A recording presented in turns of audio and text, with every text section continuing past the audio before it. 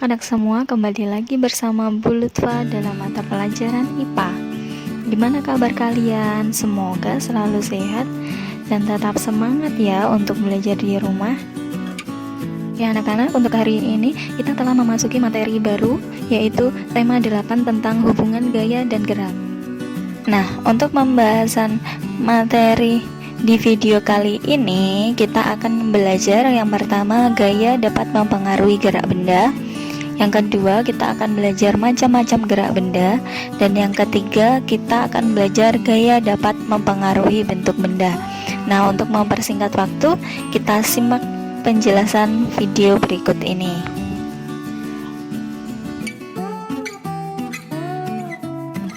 Oke anak-anak, kali ini kita akan belajar bagaimana hubungan gaya dan gerak. Apakah gaya dan gerak itu sama? Anak-anak, tentu gaya dan gerak itu berbeda. Bagaimana perbedaannya? Gaya merupakan tarikan atau dorongan yang diberikan kepada suatu benda sehingga benda tersebut dapat bergerak. Sedangkan gerak adalah perpindahan tempat tinggal dari posisi awal ke posisi akhir karena adanya gaya. Nah, di sini jelas bahwa gaya dapat mempengaruhi suatu benda dapat bergerak. Sedangkan gerak itu dapat terjadi karena adanya gaya.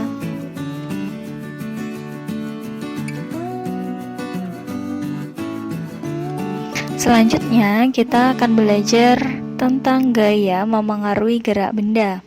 Yang pertama, gaya memengaruhi benda diam.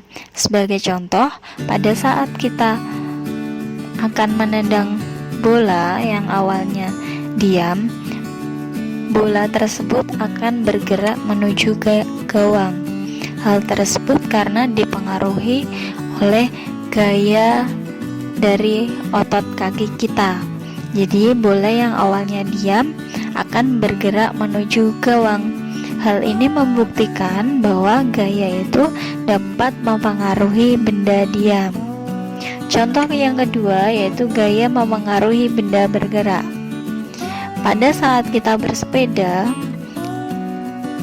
kita mengayuh sepedanya dengan pelan, maka sepeda tersebut akan berjalan pelan.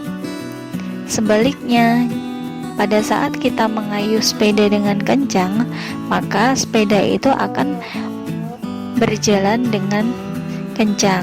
Hal ini membuktikan bahwa gaya itu dapat mempengaruhi benda yang bergerak.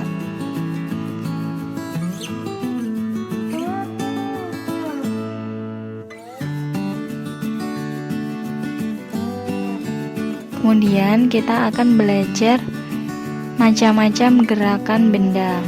Anak-anak, ada sekitar 8 macam gerakan benda dalam kehidupan sehari-hari kita.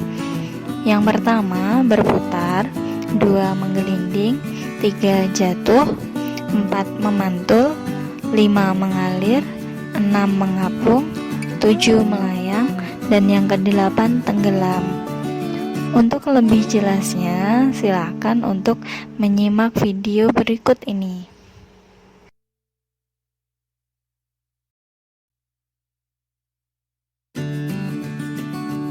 Oke, yang pertama kita bahas berputar.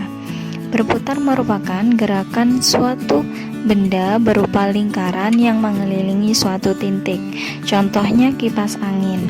Kipas angin berbentuk lingkaran dan dia bergerak mengelilingi titik atau porosnya.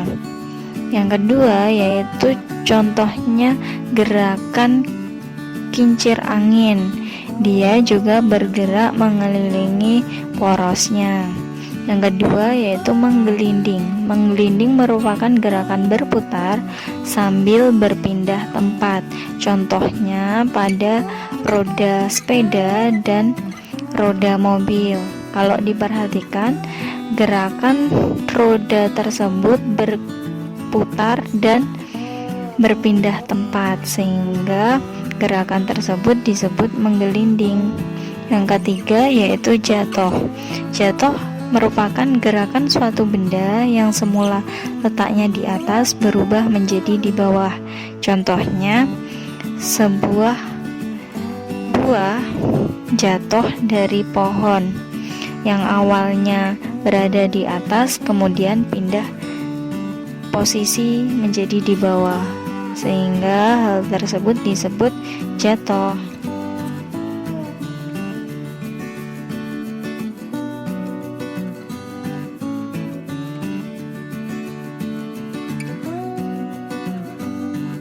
Nah, selanjutnya kita akan membahas gerakan benda yang keempat, yaitu memantul.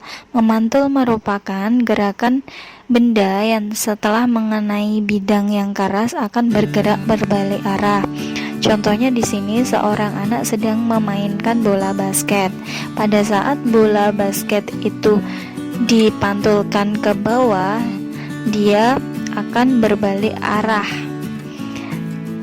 Biasanya benda yang dapat dipantulkan yaitu benda yang elastis dan permukaannya lunak. Yang kelima yaitu gerakan mengalir. Gerak mengalir yaitu gerakan air dari tempat yang lebih tinggi ke tempat yang lebih rendah. Di sini contohnya air yang dituangkan dari teko ke gelas. Kita lihat bahwa air itu mengalir dari tempat yang tinggi ke tempat yang lebih rendah. Selanjutnya, gerakan mengapung. Suatu benda dikatakan mengapung apabila benda tersebut berada di permukaan air. Di sini kita lihat bahwa pada gambar itu perahu mengapung di atas permukaan laut.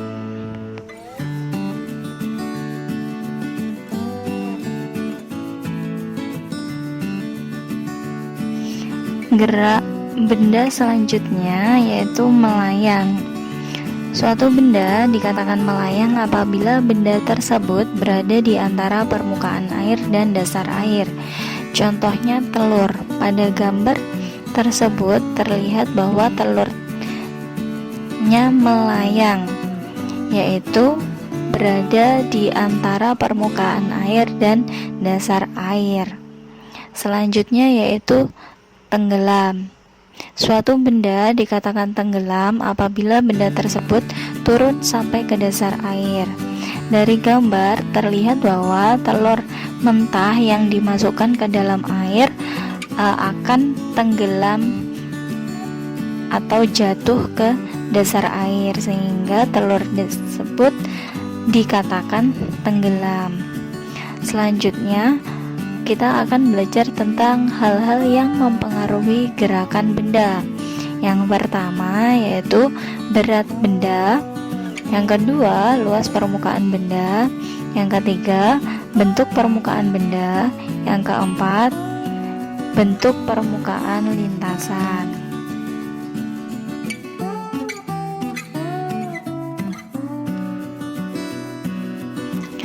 Selanjutnya kita akan membahas tentang gaya dapat mempengaruhi bentuk benda. Anak-anak, perlu kalian ketahui bahwa suatu benda dapat berubah bentuk akibat diberikannya gaya secara cukup. Contohnya, sebuah botol plastik jika kita remas atau kita berikan gaya, maka bentuknya akan gepeng.